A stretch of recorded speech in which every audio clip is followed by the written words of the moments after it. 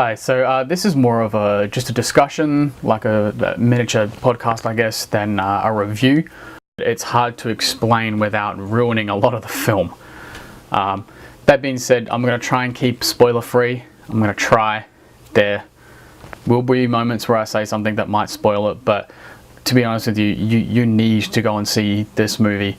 You need to go and see this movie. It is absolutely stunning. It is fucking amazingly beautiful. And there is something about it that just screams like perfection. It's probably one of the greatest sci-fi films that I can think of just off the top of my head, even though I only saw it a couple of days ago. It has stuck with me the entire time. So, straight off the bat, Blade Runner 2049.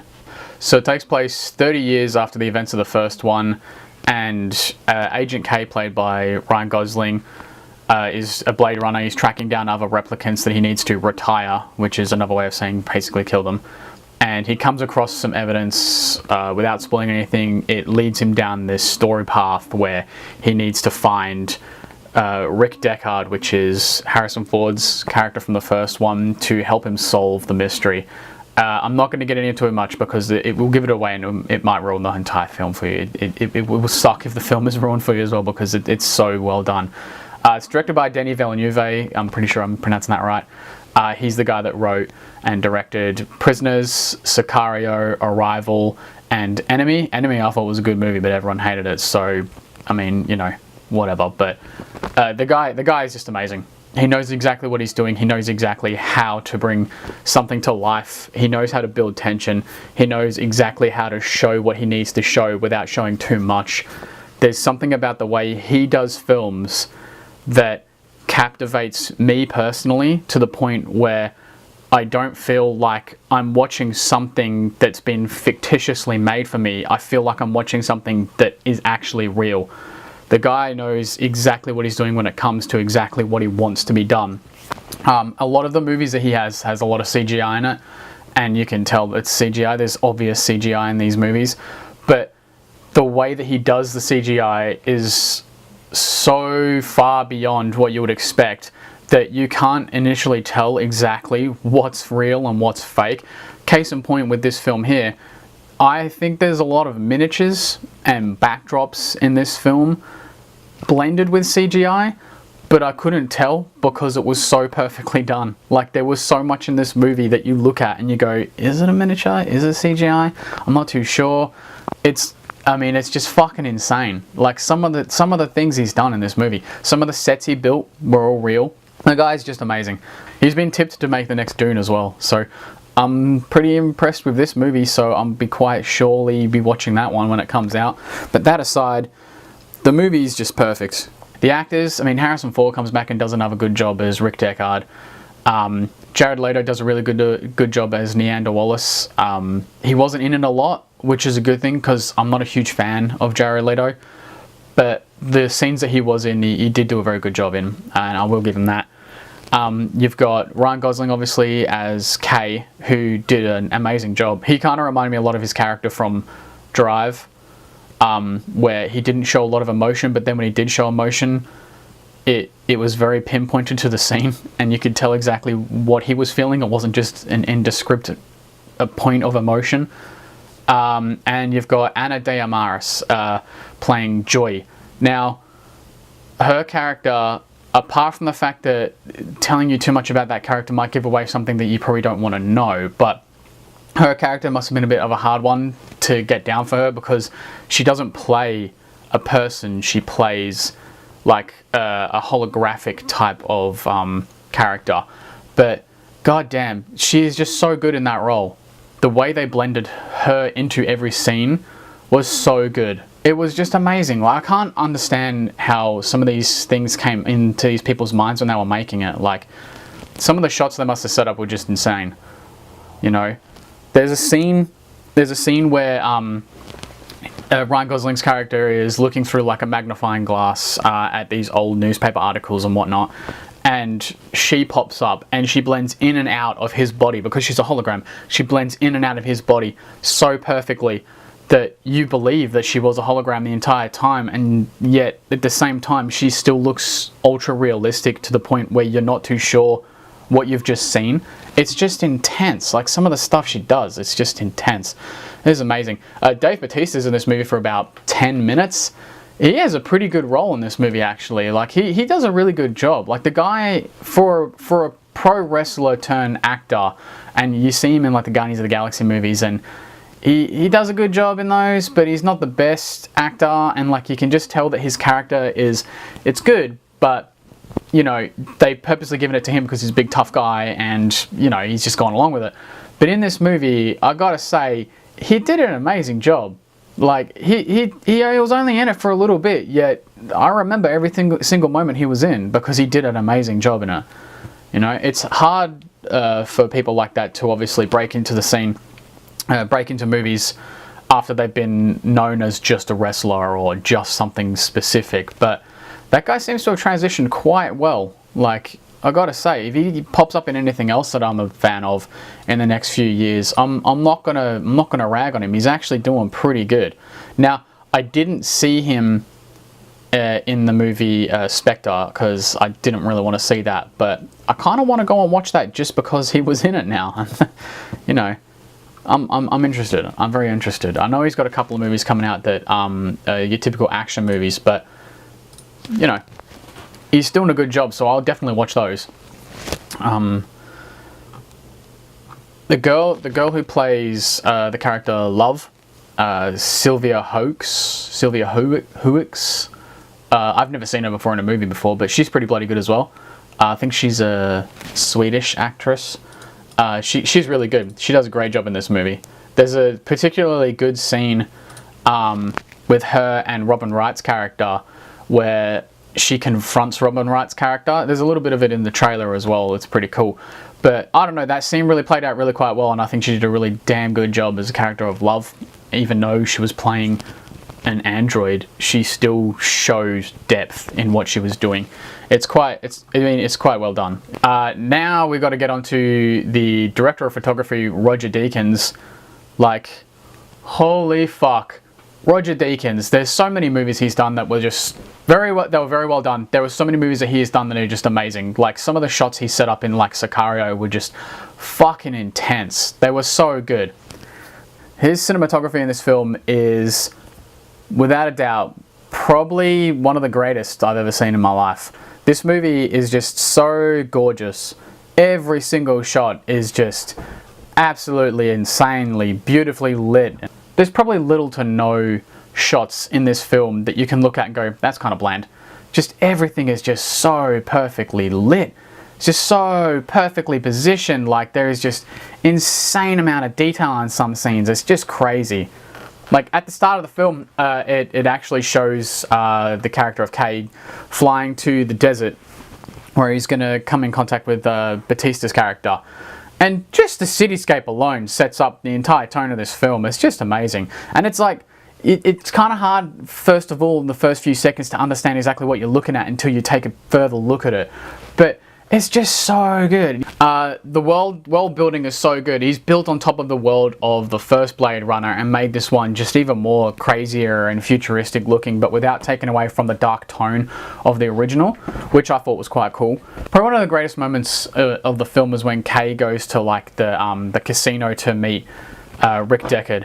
He gets to this sort of it's like an irradiated sort of wasteland type situation city outside the main hub of the city, and everything's just like got this weird goldish glow to it, and he's walking through this world with all these sculptures everywhere, amazing sets, and he gets to this casino, and inside it's like someone has like smashed it up a bit but still left it perfect at the same time, and everything in that set is quite well done.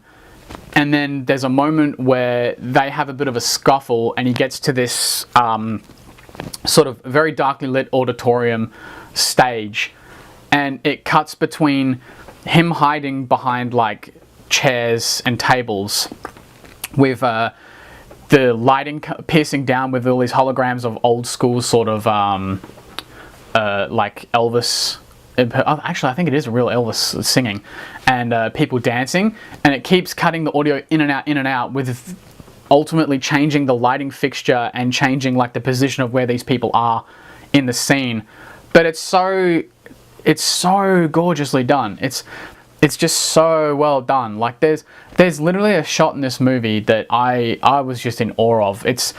I've only seen the movie once, so like I don't remember the exact moment, but there's something's on fire. I think it's a car or something is on fire, and there's like one of the characters lays down and looks up into the sky, and you can see red embers from like the fire like popping upwards and floating up into the sky, and then the camera slowly tilts to the right as the embers are flying up, and some of the embers form what looks like lighting of a building as they quickly turn into rain going in a completely different angle, and then the spaceship flies by and the scene is completely changed. But like it doesn't do that thing where it flash wipes the scene, it just completely changes just through the fire to the water. It's just like looking at that scene, I just wanted them to rewind it over and over and over and over again, because that was just so amazing.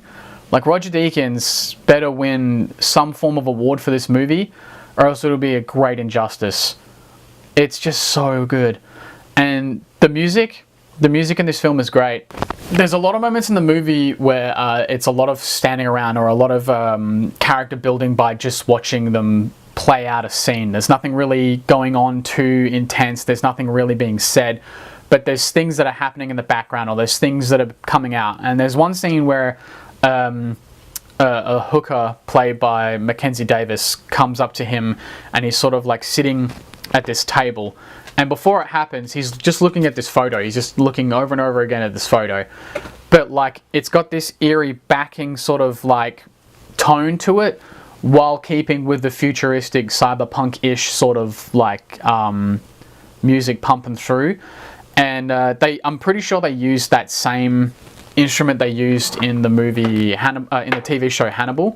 It's that one that it makes it sound like really loud, like wind tunnel noises mixed with like a really weird sort of like Afterlife of Beasts sort of like growling. It's really weird to explain. I'll see if I can get a clip and just like pump it in here or something like that.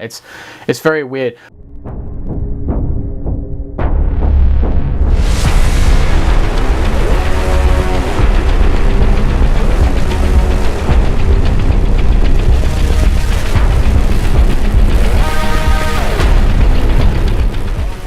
But it sets a certain tone. It sets a creepy tone, but without making it completely obvious that it's an incredibly creepy tone. So it kind of changes it at the same time by making it a little bit more futuristic and sci-fi-ish because of the way that they've changed it. It's hard to explain without giving you a reference point, but like I think it was just amazing. Like that soundtrack's probably one of the first soundtracks that I've heard in a while that I actually want to go out and buy. I'd love to buy it on vinyl. I don't think it would ever be available on vinyl, but that's one of the first soundtracks that I've heard in a long time that I just want to straight out go out, purchase it, play it over and over and over and over again. It's just insane.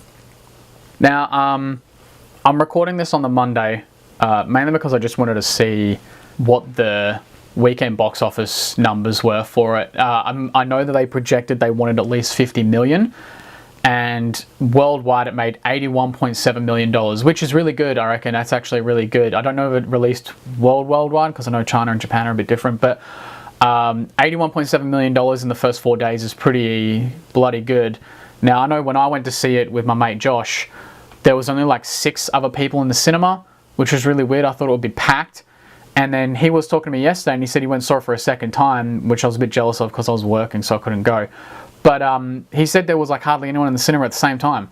And I was kind of confused because the movie looks amazing. The movie sounds amazing. Without even bloody watching the trailer, the amount of people on TV that have been saying, go see this movie, go see this movie. It's a great movie, 5 out of 5, this, that, and the other.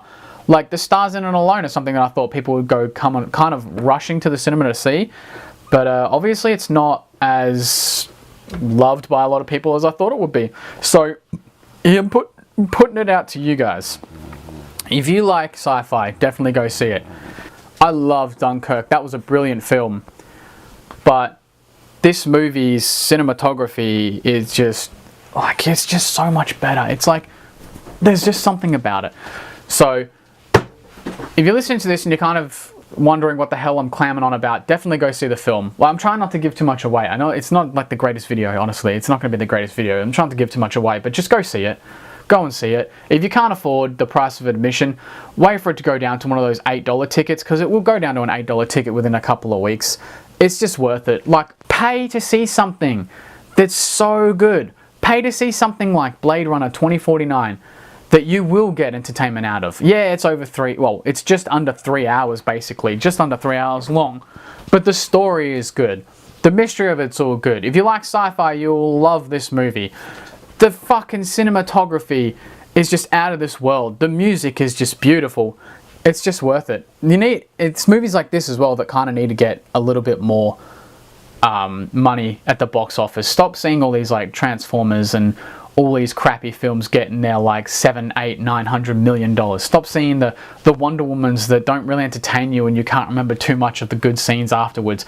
It's movies like Blade Runner 2049 that do something different, that try to do something that you haven't seen before, that extend what cinema should be, and they actually worked hard at it more than what you probably think they did. I mean, some of the sets they built are just incredibly big and just out there compared to the CGI filled worlds of Transformers and Wonder Woman. Like, it definitely needs the love, and I'll tell you what, man, if it's only made $81.7 million in the first weekend, well, I'd love to see what happens next week, because I think it's going to be one of those movies that wins a shitload of Oscars.